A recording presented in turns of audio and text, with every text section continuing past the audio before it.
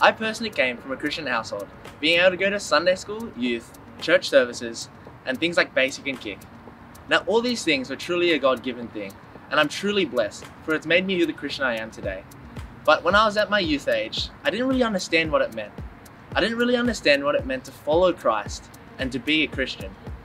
Some of the reasons were because I thought I was the judge of my life, that I could justify everything I did, that I was no longer a sinner because I thought myself above it all. And because of this, I no longer found joy when going to church. I no longer yearned to read the Bible. And because of this, I felt myself drifting away from God. Now, many of these things could say it was because I was following the world. I was no longer following God, I was putting the world on top.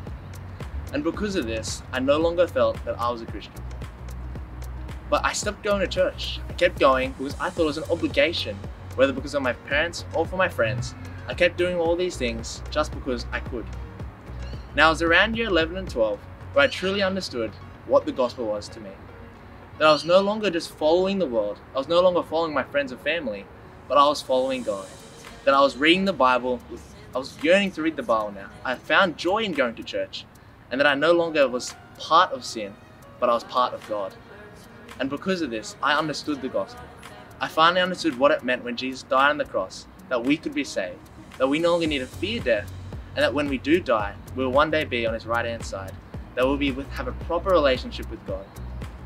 And because of this, I found a purpose on this earth. I found a purpose that what we all are Christians to call for, that we're to spread your word, we're meant to spread the Bible so that everyone may know of his beautiful grace, that we all can be saved until we are called home. Now a verse that will summarize this very well. 2 Corinthians chapter 5, verses 14 to 15. For Christ's love compelled us, because we are convinced that one died for all, and therefore all died. And he died for all, and that those who live should no longer live for themselves, and that him who died for them was raised again. Amen.